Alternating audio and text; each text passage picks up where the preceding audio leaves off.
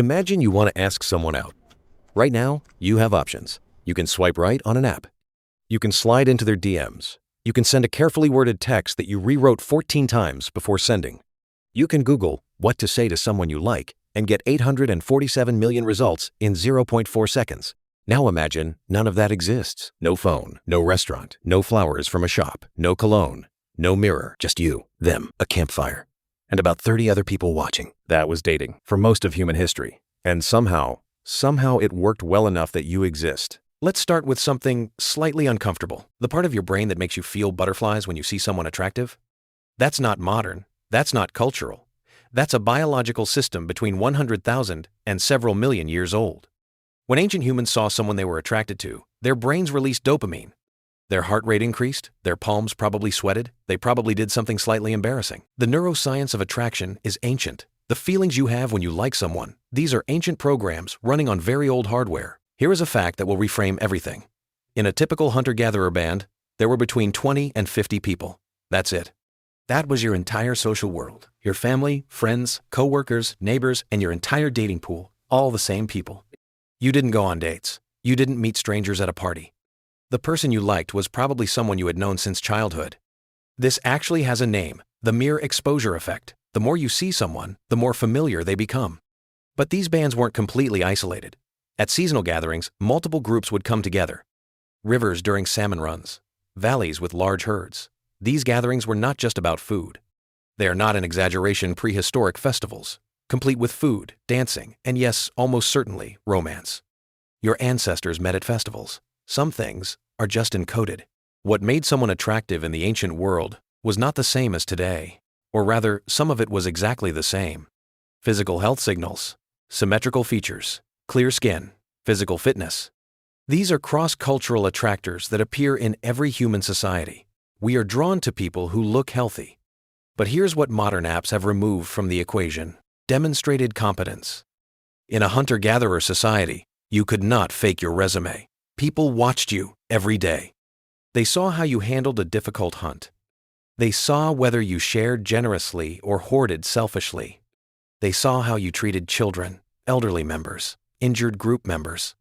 Your reputation was your profile, built in real time, in front of everyone, constantly. A person who was an exceptional hunter but cruel may have been less desirable than someone kind and trustworthy. Because choosing someone incompetent as a partner wasn't just disappointing, it was dangerous. Here's something that might surprise you. Gift-giving as a courtship behavior is not a modern invention. It is ancient. Archaeological sites dating back tens of thousands of years contain objects with no practical function: carved figurines, decorated shells, ochre beads. Bringing someone a gift demonstrates several things simultaneously. You're a capable provider. You were thinking about them. All signals that matter enormously when choosing someone to raise children with in a dangerous world. By the Upper Paleolithic 40,000 years ago, clear evidence of personal ornamentation, beads, ivory, body paint. Wearing specific ornaments was a way of saying something about who you were.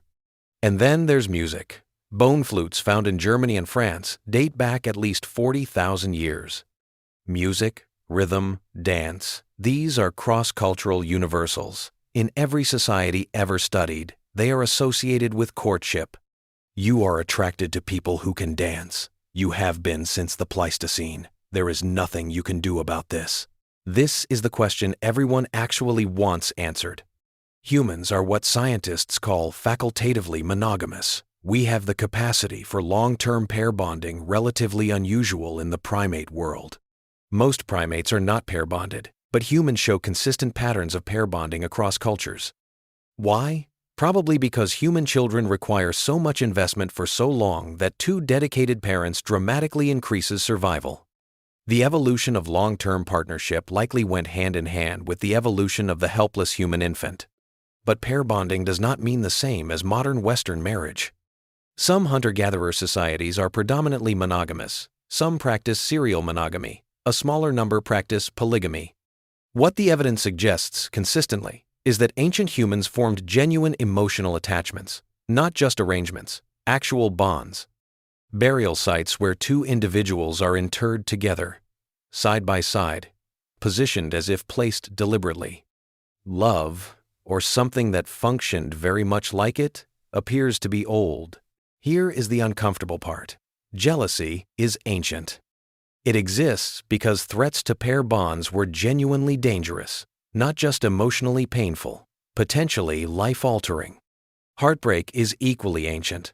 The neurological profile of romantic rejection looks remarkably similar to physical pain. Your ancestors who felt the acute pain of rejection had an evolutionary incentive to respond, repair the bond, or redirect attachment. The ones who shrugged it off completely may not have maintained the partnerships that kept their children alive.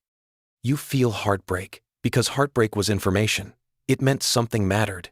So how did ancient humans fall in love? They noticed someone across a campfire and felt something. They paid attention. They looked for opportunities to be near them. They brought them things. They demonstrated their value through actions rather than words. They navigated the complicated social dynamics of a small group where everyone was watching.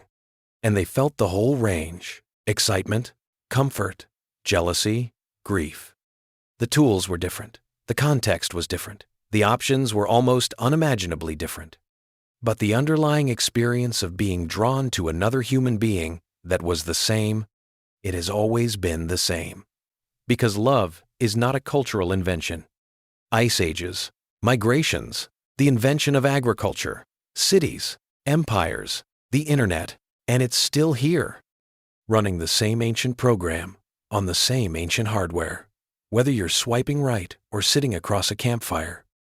If you like the video, hit the like button and share the video to the person you love the most. Subscribe